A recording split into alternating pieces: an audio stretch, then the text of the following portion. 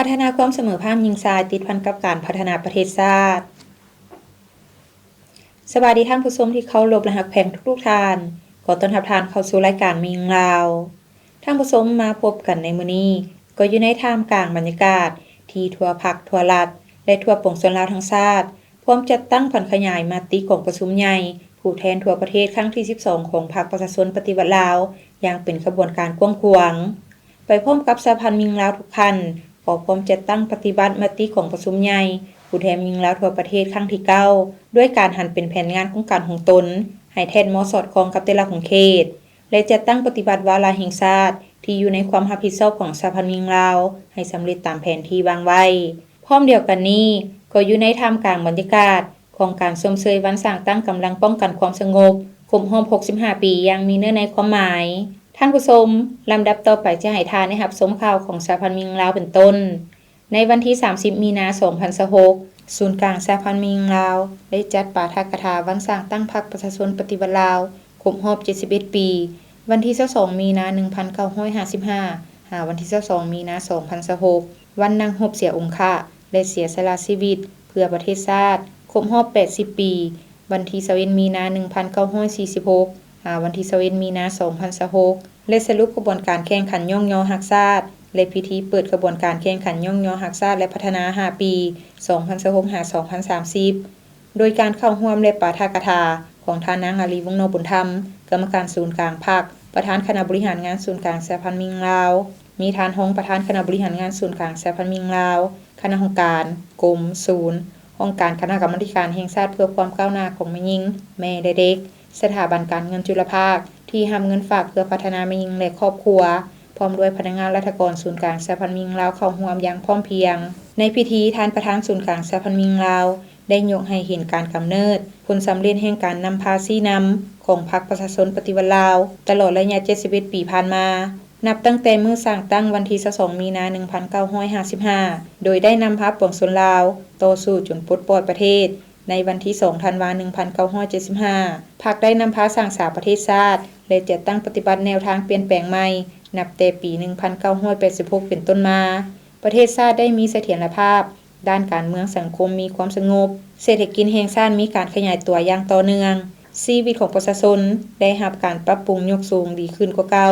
หลังจากนั้นท่านประธานศูนย์กลางสหพันธ์หญิงลาวได้ยกให้เห็นมูลเชื่อการต่อสู้พิราอาหารน้ำใจเสียสละเพื่อประเทศชาติของประชาชนลาวโดยเฉพาะแม่ประชาชนเมืองท่าแขกการนำพาชี้นำบรรษาการสู้รบของประธานสุภานุวงศ์ต้านจักรพรรดิฝรั่งอย่างองอาจกล้าหาญถึงแม้นว่าบ้านรบดังกล่าวจะบ่ได้รับชัยชนะแต่มันกลับเป็นกระแสฟ้องปลุกระดมประชาชนลุกฮือขึ้นต่อสู้ต้านพวกลาวเมืองขึ้นฝรั่งอย่างเป็นขบวนเรื่อยมาก้าวสู่การปลดปล่อยอย่างสมบูรณ์หลังจากนั้นทานนางเล็กแสนคำวงศาหัวหน้ากรมจัดตั้งพนักงานได้ผ่านทางบทสรุปการจัดตั้งปฏิบัติกระบวนการแข่งขันฮักษาและพัฒนา5 ปี 2025-2026ได้แผนพัฒนา5 ปีต่อหน้า 2025-2030 ของศูนย์กลางสหพันธ์หญิงลาวผ่านข้อตกลงว่าด้วยการเปิดกระบวนการแข่งขันฮักษาและพัฒนา 2025-2030 และข้อตกลงว่าด้วยการทำห้องเอากระบวนการแข่งขันฮักษาและพัฒนาของศูนย์กลางสหพันธ์หญิงลาว5 ปีพร้อมนี้ต่างหน้าบรรดากรมจักช่วยเวียกของศูนย์กลางสหพันธ์หญิงลาวได้ขึ้นจับมือแข่งขันกันโอกาสที่มีความหมายสำคัญนี้ท่านประธานศูนย์กลางสหพันธ์หญิงลาวได้มีบางคำเห็นโอ้ล้มซึ่งท่านได้ย่องย่อชมเชยต่อผลสำเร็จของกระบวนการแข่งขันฮักษาและพัฒนาใน5 ปีผ่านมาและได้เน้นให้แต่ละภาคส่วนนำเอาบรรดาเนื้อในข้อแข่งขันของภาคส่วนตนไปเผยแพร่และจัดตั้งผันขยายตืมโดยเฉพาะคณะหน่วยภาคคณะนำแต่ละขั้นต้องเป็นเจ้าการในการปลุกระดมการนำพาพนักงานของตนเข้าร่วมกระบวนการแข่งขันฮักษาและพัฒนาติดพันกับการจัดตั้งปฏิบัติหน้าที่เวียกงานวิชาเฉพาะการปฏิบัติคำขวัญข้อแข่งขัน 3D ในเวียกงานอื่นๆเพื่อเห็นให้การสรุปกระบวนการแข่งขันใน5 ปีต่อหน้าสามารถเลือกได้ตัวแบบในการแข่งขันและมีผลสำเร็จตามขั้นหมายที่วางไว้วันที่19 มีนาคม 2026ท่านนางอาลีวงศ์โนบุญธรรมประธานคณะบริหารงานศูนย์กลางสหพันธ์หญิงลาวพร้อมด้วยคณะได้ต้อนรับการเข้าเยี่ยมคำนับของท่านของคณิตลักษณ์เจริญอีกอัครราชทูตแห่งราชอาณาจักรไทยคนใหม่ประจำสปป.ลาวพร้อมคณะโอกาสดังกล่าวนี้ท่านประธานศูนย์กลางสหพันธ์หญิงลาวได้กล่าวแสดงความยินดีต้อนรับต่อการมาเยี่ยมยามพร้อมทั้งชมเชยท่านนางของคณิตลักษณ์เจริญ ที่ได้ถูกแต่งตั้งมาดำรงตำแหน่งเป็นเอกอัครราชทูตแห่งราชอาณาจักรไทยประจำสปป.ลาวคนใหม่รวมถึงการพัวพันที่สนิทแน่นของสองประเทศสปป.ลาวและราชอาณาจักรไทยรวมทั้งการช่วยเหลือของราชอาณาจักรไทยในระยะผ่านมาโอกาสนี้ทั้งสองฝ่ายได้ปรึกษาหารือแผนการร่วมมือกันในต่อหน้าเพื่อสืบต่อเพิ่มทวีสายพัวพันมิตรภาพความสามัคคีระหว่างสองชาติโดยเฉพาะการให้ทุนช่วยเหลือด้านต่างๆโดยเฉพาะการสุยุสนับสนุนการร่วมมือกันในต่อหน้าโดยเฉพาะการจัดฝึกอบรมเรื่องโภชนาการแม่และเด็กการพัฒนาสีมือแรงงานเพื่อสร้างความเข้มแข็งด้านวิชาชีพให้แก่สหพันธ์มิงลาวฝึกอบรมการดำเนินธุรกิจขนาดน้อยและกลางให้แก่แม่หญิงเพื่อแก้ไขชีวิตการเป็นอยู่และสร้างรายได้ให้แก่ครอบครัวโอกาสที่มีความหมายสำคัญนี้ท่านเอกอัครราชทูตได้กล่าวแสดงความขอบใจต่อการต้อนรับอันอบอุ่นของท่านประธานคณะบริหารงานศูนย์กลางสหพันธ์มิงลาวพร้อมทั้งยินดีจะสืบต่อให้การสุขยู่การพัวพันร่วมมือกับสปป.ลาวก็คือสหพันธ์มิงลาวในด้านต่างๆโดยเฉพาะการประสานงานการฝึกอบรมด้านวิชาการวิชาชีพเดินอื่นในต่อหน้าให้มีผลสำเร็จหลายขึ้นวันที่20มีนาคม2026ท่านนางอาลีวงศ์นบุญธรรมประธานคณะบริหารงานศูนย์กลางสหพันธ์มิงลาวพร้อมด้วยคณะได้ต้อนรับการเข้าเยี่ยมคำนับของท่านเบนากิตเตซองเอกอัครราชทูตผู้มีอำนาจเต็มแห่งประเทศฝรั่งประจำสปป.ลาวพร้อมด้วยคณะโอกาสดังกล่าวนี้ท่านประธานศูนย์กลางสหพันธ์มิงลาวได้กล่าวแสดงความยินดีต้อนรับต่อการมาเยี่ยมยามพร้อมทั้งชมเชยท่านนางเบนากิตเดซองที่ได้ถูกแต่งตั้งมาดำรงตำแหน่งเป็นเอกอัครราชทูตวิสามัญผู้มีอำนาจเต็มประเทศฝรั่งประจำสปป.ลาวคนใหม่และตีราคาสูงการพัวพันร่วมมือระหว่างสองประเทศลาวและฝรั่งที่มีมายาวนานและได้แจ้งให้ทานทูตรู้ถึงภาระบทบาทสิทธิและหน้าที่ของสหพันธ์มิงลาวรวมทั้งการพัวพันร่วมมือและการช่วยเหลือของประเทศฝรั่งในระยะผ่านมาโอกาสนี้ทั้งสองฝ่ายได้ปรึกษาหารือแผนการร่วมกันในต่อหน้าเพื่อเพิ่มทวีสายพัวพันมิตรภาพความสามัคคีระหว่างสองชาติให้นับมือนำแน่นแฟ้นยิ่งขึ้นโดยเฉพาะเรื่องงานด้านส่งเสริมบทบาทหญิงชายการแลกเปลี่ยนวัฒนธรรมการออกแบบเครื่องผลิตภัณฑ์ฝ่ายลาวกิจกรรมในวันสร้างตั้งสหพันธ์มิงลาวการฝึกอบรมภาวะการเป็นผู้นำให้แก่แม่หญิงเพื่อยกระดับให้เรื่องงานแม่หญิงให้มีท่าก้าวที่เข้มแข็งเทอละก้าววันที่24มีนาคม2026สหพันธ์แม่หญิงกระทรวงการเงินได้จัดพิธีปาฐกถาและสัมมนาวิทยาศาสตร์เฉลิมฉลองวันแม่หญิงสากลวันที่8มีนาคม116ปีภายใต้คำขวัญสิทธิความยุติธรรมการลงมือปฏิบัติเพื่อแม่หญิงและเด็กหญิงทุกคนให้เกียรติเป็นประธานร่วมโดยท่านนางธรรมาเพชรวิสัยรองประธานคณะบริหารงานศูนย์กลางสหพันธ์มิงลาวท่านนางพรวรรณอุทวงศ์รองรัฐมนตรีกระทรวงการเงินมีคณะภาคคณะบริหารงานสหพันธ์มิงกระทรวงภาคฐานต่างหน้าจากองค์การจัดตั้งมหาชนพร้อมด้วยสมาชิกแม่หญิงเข้าร่วมอย่างพร้อมเพรียงในพิธีท่านนางธรรมาเพชรวิสัยได้หวนคืนมูลเสื้อวันแม่หญิงสากล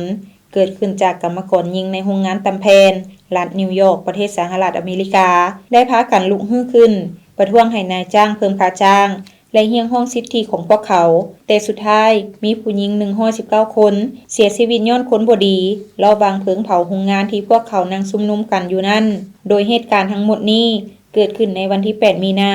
คศ1857นอกจากนี้ยังมีหลายๆเหตุการณ์ที่เกิดขึ้นแต่ก็บ่ได้รับผลสำเร็จคือกันแต่ถึงอย่างใดก็ตามการร่วมมือร่วมใจสามัคคีลุกฮือขึ้นประท้วงดังกล่าวได้รับการสนับสนุนและยอมรับจากแม่หญิงในทั่วโลกในการอยากให้มีสิทธิของตนเองจนถึงวันที่8มีนา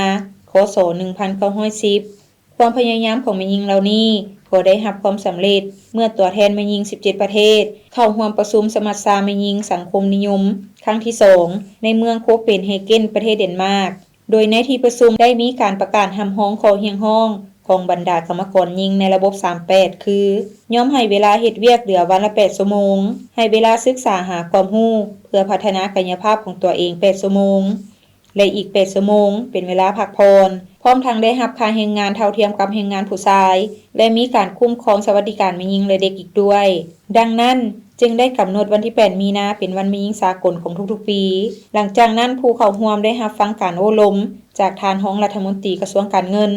ซึ่งท่านได้ยกให้เห็นผลงานของเอ้ยน้องแม่หญิงที่สามารถย่านมาได้ผลสำเร็จหลายด้านสามารถปฏิบัติบทบาทเป็นเสนาธิการให้คณะพรรคทุกขั้นในการปลุกระดมสมาชิกแม่หญิง ปฏิบัติแนวทางของภาครัฐเอาใจใช้ปฏิบัติหน้าที่การเมืองก็คือเวียงงานวีซ่าเฉพาะของแขนงการเงินจนมีผลสำเร็จเป็น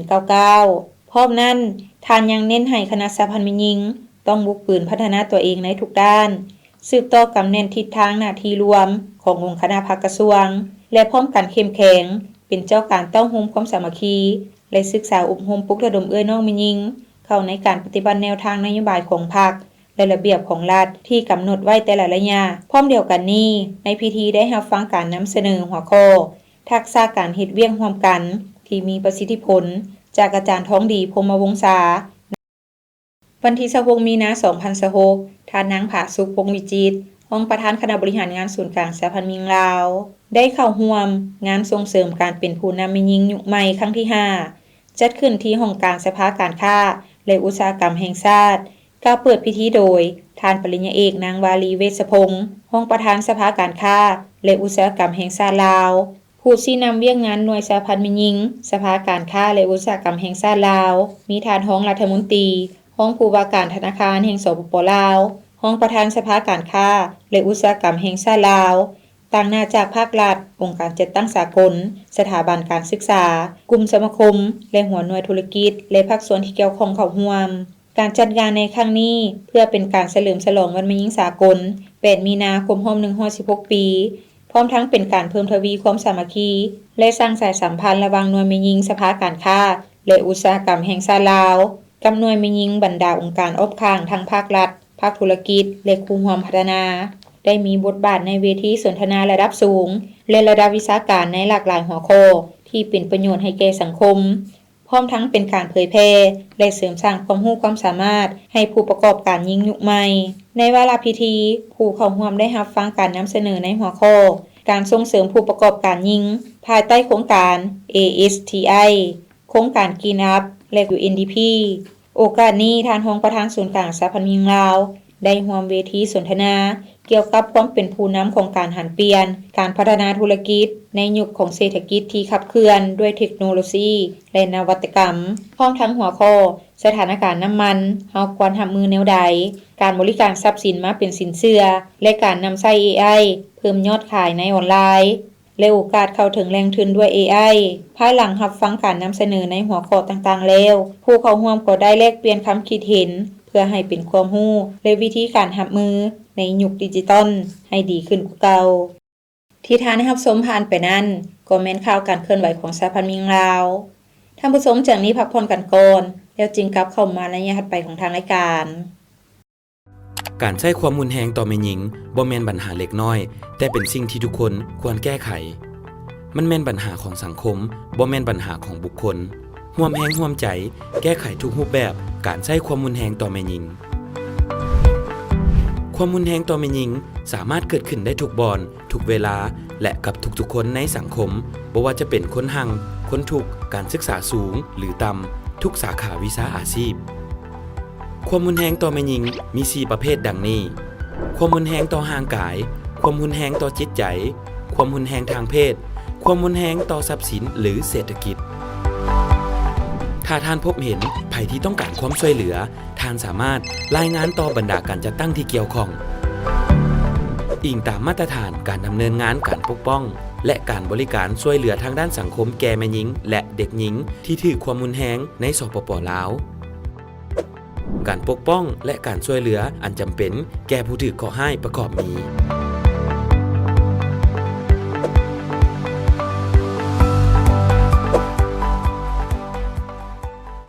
ท่านสามารถโทรหาเบอร์โทรให้คำปรึกษาของสหพันธ์แม่หญิงลาว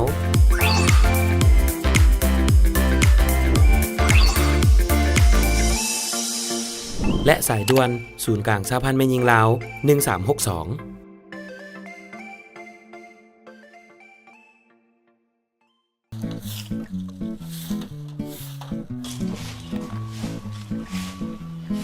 สบายดีพ่อตู้โอ้สบายดีเป็นอะไรร้านไปโรงเรียนได้เรียนหยังได้แล้วมื้อนี้หลานได้เรียนวิชาโลกอำตัวสาวครูเว้าเรื่องหาปอสู่ฟังพ่อตู้ฮู้บ่หาปอมีหยังเด้ก็ฮู้แท้ละเนาะหาปอละคันฮู้ก็เว้าให้หลานฟังเบิ่งดูว่ามีปอหยังเด้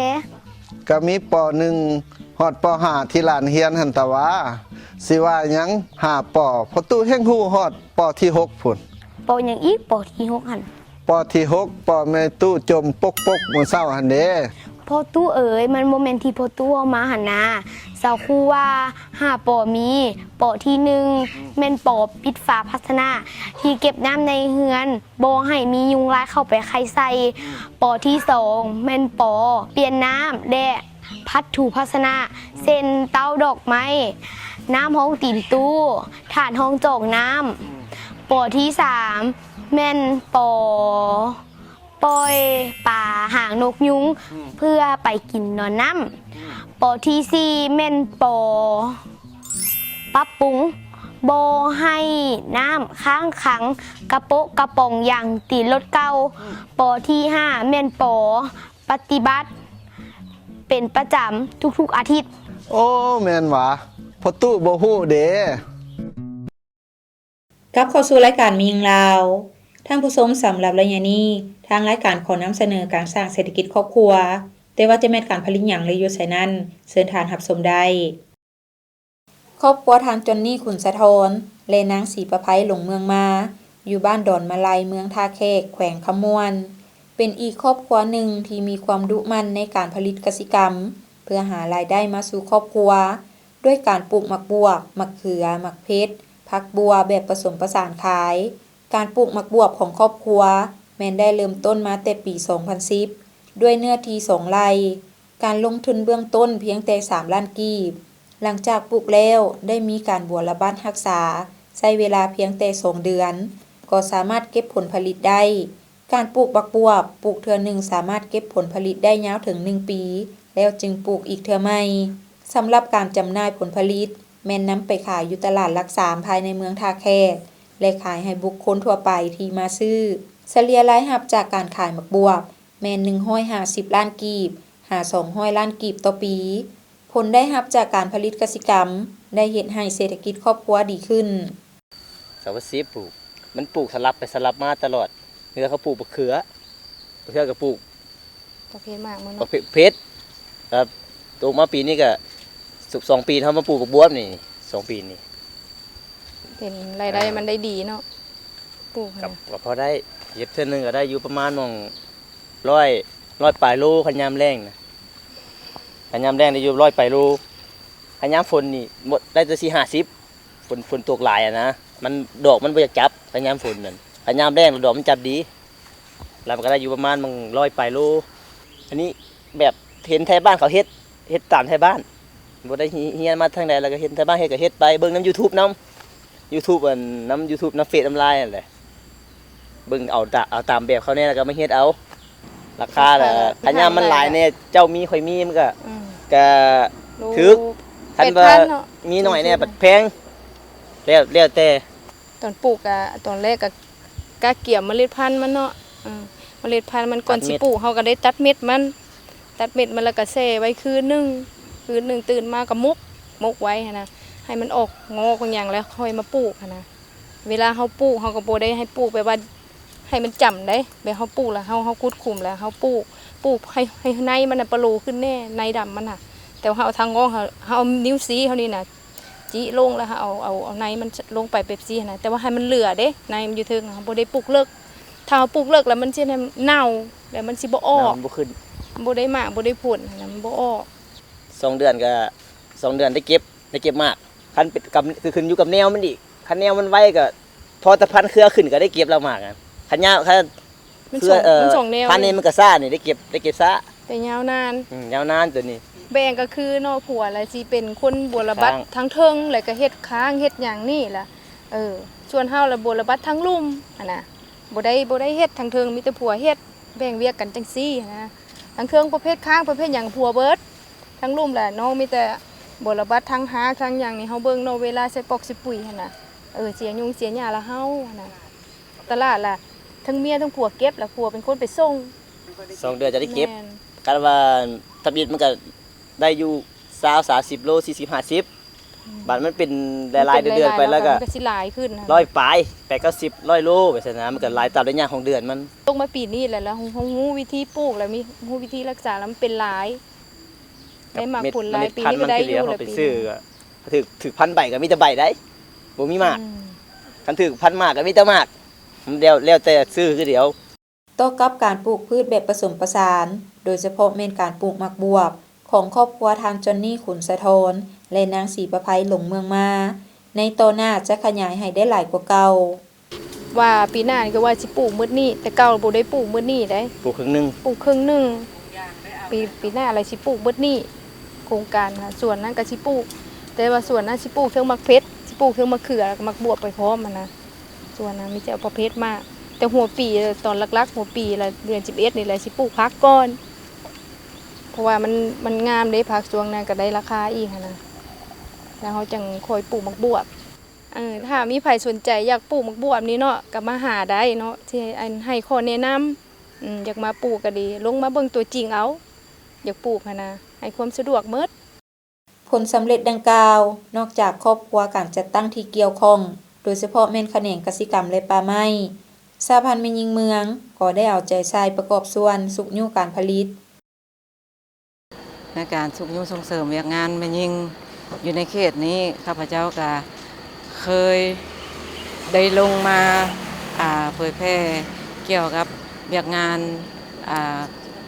หอบด้านของสหพันธ์แม่หญิงเนาะแล้วก็สุกยุ่งส่งเสริมเวียกงานของแม่หญิงอยู่ในเขตนี้เนาะแต่ก็ในการผลิตกสิกรรมนี้ก็สิเว้าแล้วก็หลายครอบครัวเนาะที่สามารถผลิตเองได้อยู่แล้วเนาะเพราะว่าเขตนี้เป็นเขตทำการผลิตเป็นบ้านทำการผลิตเนาะแต่ว่าส่วนหลายแล้วในการเฮ็ดของกระเจ้าก็มีพื้นฐานแต่เก่าแก่มาอยู่แล้วเนาะก็มีหลายครอบครัวแต่ว่ามื้อนี้อันก็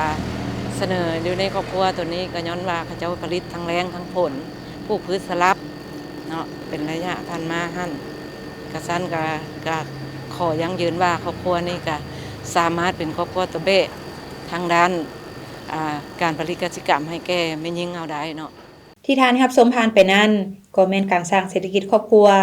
ซึ่งก็แม่นกิจกรรมหนึ่งที่สามารถเห็นให้ครอบครัวมีอยู่มีกินหลุดพ้นออกจากความทุกข์ยากได้เทื่อละก้าว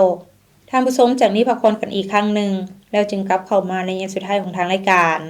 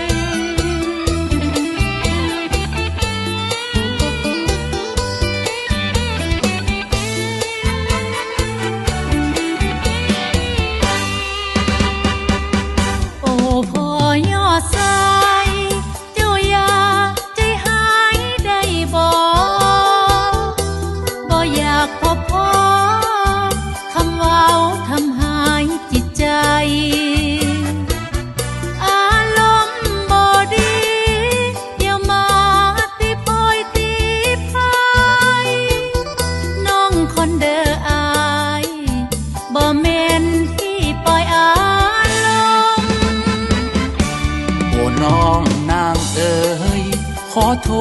ษที่อายผิดไป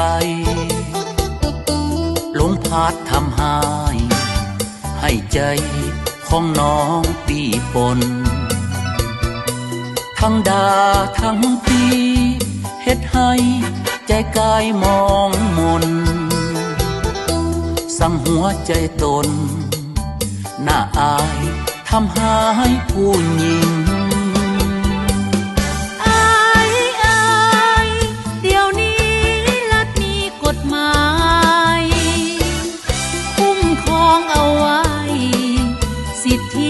เด็กและผู้หญิงอย่ามันใส่ละลายโทษจะทั้งทีแท้ทำจริงในข่าวคนการกฎหมายโอ้อายหูแล้ว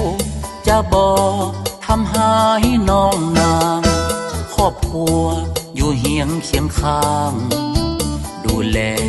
ลูกเต้าหญิงสายถ้าอายทั้ง สวยยับยั้งเตือนไว้ศิษาเมื่อภาพหญิงสายบ่มีภัยต้องทำหายกันหยุดใส่ความหุนแหงต่อน้องและลูกสาวเด้ออ้ายโดยไอ้จะบ่เฮ็ดอีกแล้ว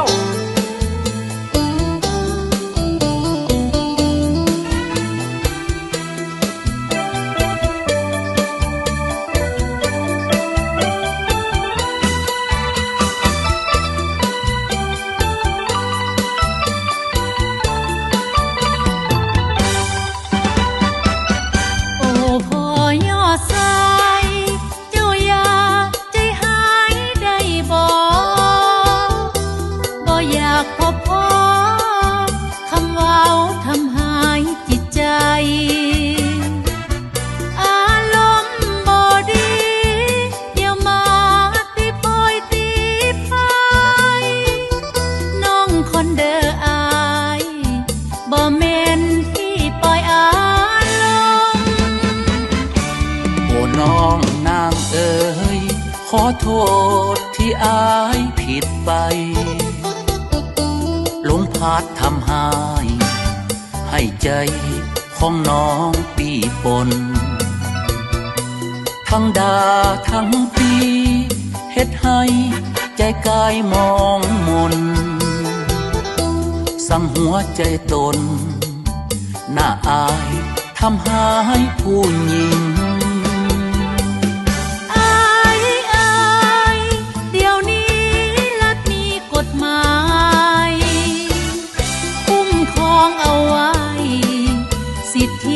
เด็กและผู้หญิงไอ้ยามันสายละลายโทษจะทั้งที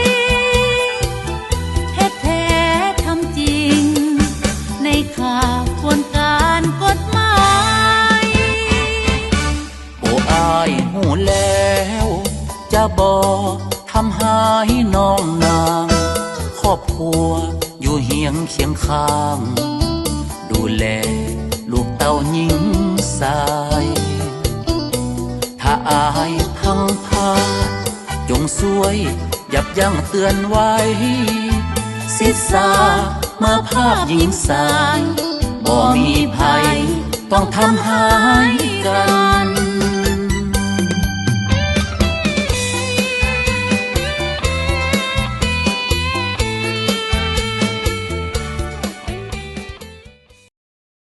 กลับเข้าสู่ระยะสุดท้ายของทางรายการท่านผู้ชมสำหรับระยะสุดท้ายนี้ถ้าหากท่านผู้ชมท่านใดอยากมีคำคิดคำเห็นหรือขอตำหนิติชมรายการท่านก็สามารถโทรศัพท์เข้ามาได้ตามเบอร์ที่ขึ้นอยู่ในหน้าจอขณะนี้และนอกจากนี้ท่านผู้ชมยังสามารถเบิ่งรายการมียิงลาวคืนหลังได้ทาง YouTube โดยพิมพ์คำว่ารายการมียิงลาวหรือว่าจะเข้าไปที่เว็บไซต์ก็ได้เช่นเดียวกันที่ www.lawwomenunion.org.la ท่านผู้ชมปัจจุบันสภาพการของโลกมีความยุ่งยากซับซ้อนประเทศลาวเฮาก็ได้รับผลกระทบเช่นเดียวกันดังนั้นพวกเฮาจงติดตามสถานการณ์อย่างใกล้ชิดเพื่อเตรียมรับมือต่อผลกระทบต่างๆที่จะเกิดขึ้น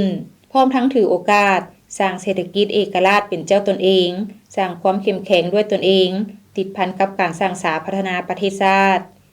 ท่านผู้ชมมาฮอดนี้เวลาของทางรายการก็หมดลงแล้วผู้ดำเนินรายการพร้อมด้วยทีมงานรายการมียิงลาวขอลาท่านผู้ชมไปก่อนพบกันใหม่ในมื้อหน้าสำหรับมื้อนี้ขอขอบใจสบายดี